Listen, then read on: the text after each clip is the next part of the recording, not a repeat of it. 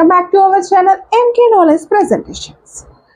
So today video వచ్చేసి తెలంగాణ బీజేపీలో ఏదైతే హాట్ టాపిక్గా మారింది, కొత్త అధ్యక్షులని నియమించారు తెలుగు స్టేట్స్కి.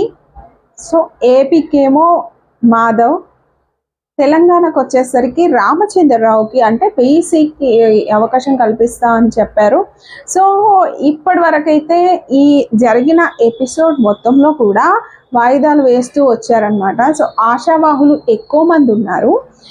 అందరూ కూడా అంటే ఆశావాహుల్లో కూడా చాలా వరకు ఏంటంటే పార్టీ కోసం ఎన్నో ఏళ్ళ నుంచి పనిచేస్తున్న వాళ్ళు ఉన్నారనమాట. సో మళ్ళీ ఎప్పుడైతే బీఆర్ఎస్ నుంచి ఈటల బీజేపీకి వెళ్ళారో, సో అప్పటి నుంచి కూడా పార్టీ కోసం కానీ తిరుగుతున్నారు. సో పార్టీ బలోపేతానికి కృషి చేస్తున్నారు. ఎంపీగా పోటీ చేసి కూడా గెలిచారు మల్కాజ్గిరి నుంచి. ఇంకా అతనికి కూడా బీసీ, ఇప్పుడు అంతా బీసీ మంత్రం, బీసీకి సీఎం అవ్వాలి అని చెప్పేసి ఒకరు బీసీ వాళ్ళు ఎక్కువ వాళ్ళు ఉన్నారు. సో బీసీ సీఎం అవుతారు, నెక్స్ట్ మేము బీసీని సీఎం చేస్తాము అనే నినాదంతో 3 పార్టీలు ఉన్నాయి. సో అదేవిధంగా అధికార పార్టీ కాంగ్రెస్ కూడా మహేష్ కుమార్ గౌడ్ని నియమించింది. బీఆర్ఎస్ వాళ్ళు కేసీఆర్ ఉన్నారు. సో నెక్స్ట్ బీజేపీ ఇప్పుడు వాయిదాల మీద వాయిదాలు పడుతూ రామచంద్రకి అవకాశం ఇచ్చారు. సో ఆయనకి ఏంటంటే సౌమ్యుడు, పార్టీ కోసం ఎప్పటి నుంచో కష్టపడుతున్నారు, బీజేపీ బలోపేతానికి కానీ కృషి చేశారు, ఒకసారి ఎమ్మెల్సీగా కూడా గెలిచారు. సో ఎప్పటి నుంచో పార్టీలో ఉన్నారు. అన్ని ఈక్వేషన్స్ కలుపుకొని ఆయనకి బీజేపీ అధ్యక్ష పదవిని హైకమాండ్ ఇచ్చింది.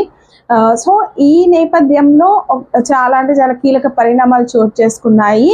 కొంతమంది ఏంటంటే ఏపీలో బీజేపీ జనసేన కూటమి కాబట్టి సో చంద్రబాబు చేశారు, చంద్రబాబు ఈ రామచంద్రని సిఫారసు చేశాడు. ఎందుకంటే ఒకప్పుడు ఆయన శిష్యుడు అనమాట. సో ఈ చంద్రబాబు శిష్యుడు కాబట్టి వాళ్ళు రిఫర్ చేశారు అనేది ఒక వాదన వినిపిస్తుంది. అయితే అది ఎంత మేరకు కరెక్ట్ అంటే దాన్ని కేంద్ర మంత్రి బండి సంజయ్ ఖండించడం జరిగింది. సో ఆయన ఎవరు అసలు తెలంగాణ పాలిటిక్స్లో తెలంగాణ బీజేపీ అధ్యక్షుడు నియమించడానికి, అదంతా ఏం లేదు అని చెప్పేసి కూడా క్లారిటీ ఇచ్చారు. ఈ నేపథ్యంలో రాజాసింగ్ పార్టీకి రాజీనామా లేఖని పంపించడం జరిగింది. పార్టీకి ఆయన రాజీనామా చేశారు. దీంతో ఈ తెలంగాణ బీజేపీలో ఈ పాలిటిక్స్ అనేవి చాలా హాట్ టాపిక్గా మారాయి. ఎందుకంటే మొదటి నుంచి ఎంపీ ఈటల పేరు వినిపిస్తుంది. సో ఆయన కూల్గానే ఉన్నారు, ఆయనకి రాలేదు. బట్ రాజాసింగ్ మాత్రం ఎప్పటి నుంచో అనమాట, గత కొంతకాలం నుంచి బీజేపీ పార్టీ కార్యక్రమాల్లో యాక్టివ్గా లేరు. ఎప్పుడైతే బండి సంజయ్ని నియమించినప్పటి నుంచి కూడా కాస్త అసంతృప్తిగానే ఉన్నారు. ఎందుకంటే ఆయన ప్రస్థానం స్టార్ట్ అయింది బీజేపీతోనే. సో 2009లో ఆయనకి కార్పొరేట్ సీట్ ఆశించారు. ఆ కార్పొరేట్ సీట్ ఇవ్వలేదని చెప్పేసి ఆయన టీడీపీ నుంచి పోటీ చేయడం జరిగింది, కార్పొరేటర్గా గెలిచారు. ఆ తర్వాత నుంచి కూడా బీజేపీ టికెట్ ఎమ్మెల్యేగా పోటీ చేసి ఎమ్మెల్యేగా కూడా గెలవడం జరిగింది. సో గోషమహల్ సిట్టింగ్ ఎమ్మెల్యేగా ఉన్నారు. అండ్ బీజేపీ మీద ఈగ వాలిన అంటే ఒక ఎగ్జాంపుల్గా బీజేపీ మీద ఎవరైనా ఏమైనా అన్నా కూడా హిందూ ధర్మాన్ని కాపాడడంలో కూడా, సనాతన ధర్మాన్ని కాపాడడంలో కూడా ఎప్పుడు కూడా ముందుంటారు రాజాసింగ్. ఎక్కడ గోవధ ఎలాంటి ఇన్సిడెంట్ జరిగినా కూడా ట్విట్టర్ వేదికగా లేదంటే ఒక వీడియో రిలీజ్ చేస్తారు. సో ఇంకా ప్రత్యర్థులకు కూడా కౌంటర్లు ఇవ్వడం అలాంటివి చేస్తూ ఉంటారు. అలాంటి ఆయన కూడా ఎప్పుడైతే బండి సంజయ్ని అధ్యక్షుడిగా చేశారో అప్పటి నుంచే కాస్త అసంతృప్తిగా ఉన్నారు. సో ఆ తర్వాత కిషన్ రెడ్డికి ఇచ్చారు. ఎప్పటి నుంచి అయితే కిషన్ రెడ్డికి బాధ్యతలు అప్పగించారు బండి సంజయ్ నుంచి, అప్పటి నుంచి అసంతృప్తిగా ఉన్నాడు, అప్పటి నుంచి యాక్టివ్గా లేరు. అయితే ఈ నేపథ్యంలోనే ఈసారి అయినా తనకు అధ్యక్ష పదవి దక్కుతుంది అని చెప్పేసి అనుకున్నారు. కొన్ని వ్యాఖ్యల పరంగా ఆయనని సస్పెండ్ చేయడం జరిగింది. ఆయన తర్వాత మళ్ళీ వెయిట్ ఎత్తివేశారు. సో వెయిట్ తీసేసింది హైకమాండ్. ఆ తర్వాత నుంచి కూడా కాస్త రియాక్ట్ అవుతున్నారు. ఈ క్రమంలోనే ఈ అధ్యక్ష ఎన్నిక నామినేషన్, సో నామినేషన్కి వేయడానికి వెళ్ళినప్పుడు అక్కడ రామచంద్రకి అధ్యక్ష పదవి అని చెప్పేసి తేలిపోయింది. సో మా వాళ్ళని బెదిరించి మరి నామినేషన్స్ వేయించుకున్నారు అనేసి, ఓట్లు వేయించుకున్నారు అనేసి కూడా చెప్పడం జరిగింది.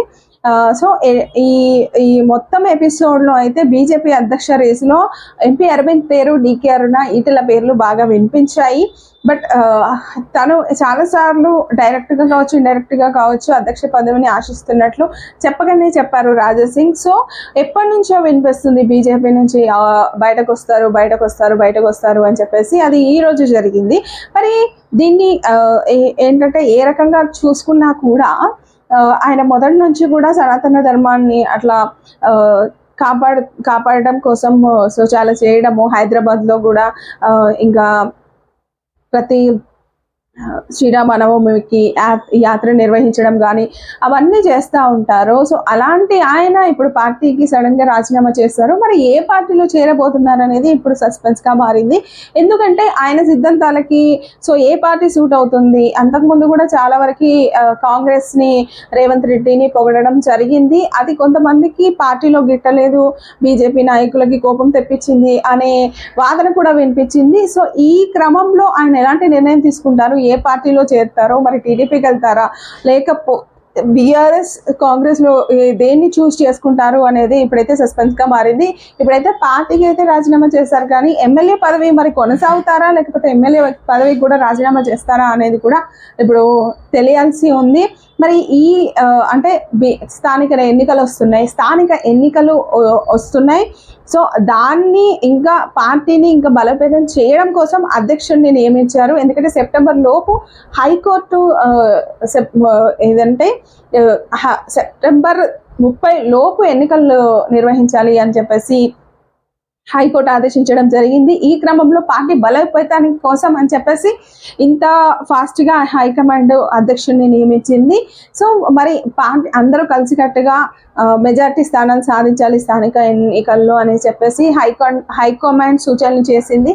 మరి ఆ క్రమంలో ఇప్పుడు ఒక పార్టీని వీడడం అంటే అది చాలా పార్టీకి మైనస్, కొంతవరకు అయితే మైనస్ అనే చెప్పాలి. ఎందుకంటే రాజాసింగ్ అంటే పొలిటికల్ ఫైర్ బ్రాండ్గా కూడా పేరుంది.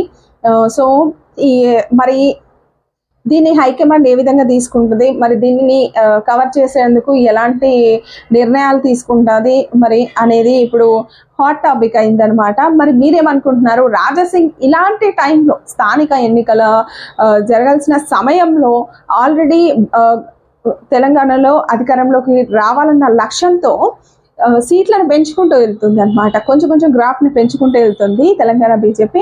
సో ఇలాంటి క్రమంలో స్థానిక దాంట్లో కూడా తమ మెజారిటీని ప్రూఫ్ చేసుకోవాలి అని చెప్పేసి బీజేపీ హైకమాండ్ అనుకుంటున్న సమయంలో రాజీనామా చేశారు. మరి మీరేమనుకుంటున్నారు? ఇది బీజేపీకి మైనస్ అవుతుంది అనుకుంటున్నారా?